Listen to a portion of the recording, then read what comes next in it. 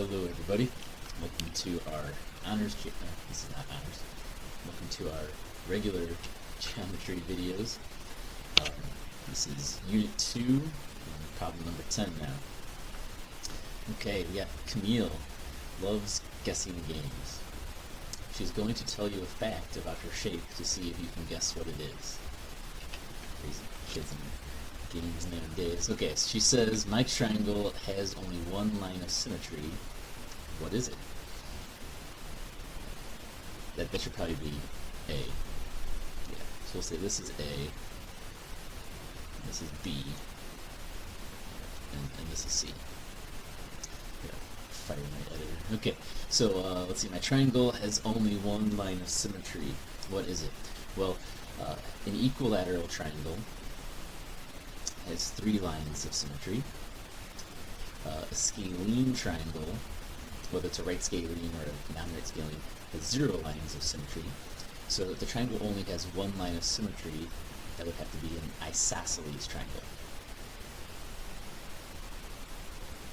It could be a right isosceles triangle, or it could be a non-right isosceles triangle, but it would have to be an isosceles triangle in order for it to only have one line of symmetry. My triangle has 3 lines of symmetry. What is it? Well, we just talked about that earlier. It's the equilateral triangle that has 3 lines of symmetry. And then C, my quadrilateral has no lines of symmetry, but it does have rotation symmetry. What is it? Okay, well, there's a few quadrilaterals that I know have no lines of symmetry. For instance, just some plain old blob of a quadrilateral that really, that really doesn't have, almost looks like a triangle, doesn't it?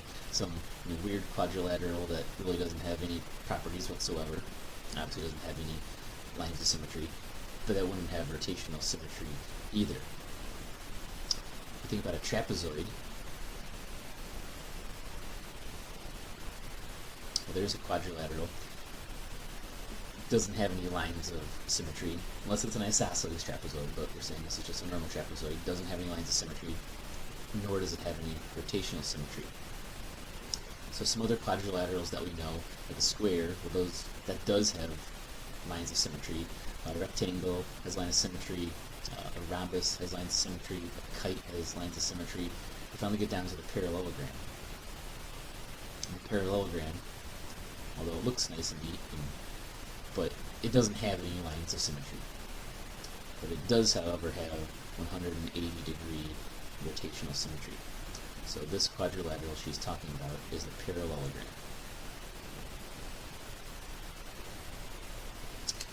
So, as you can see, by knowing the properties of the shapes that we've been over, it'll help you kind of categorize them according to certain criteria. If we were to do like a Venn diagram out of it, or a problem like this, or the previous one we saw where the probability of picking a certain item. But so knowing the properties will definitely make it easier to distinguish between the different types of shapes they have. If you have any questions, please feel free to leave a comment. Otherwise, feel free to subscribe, like, or share the videos.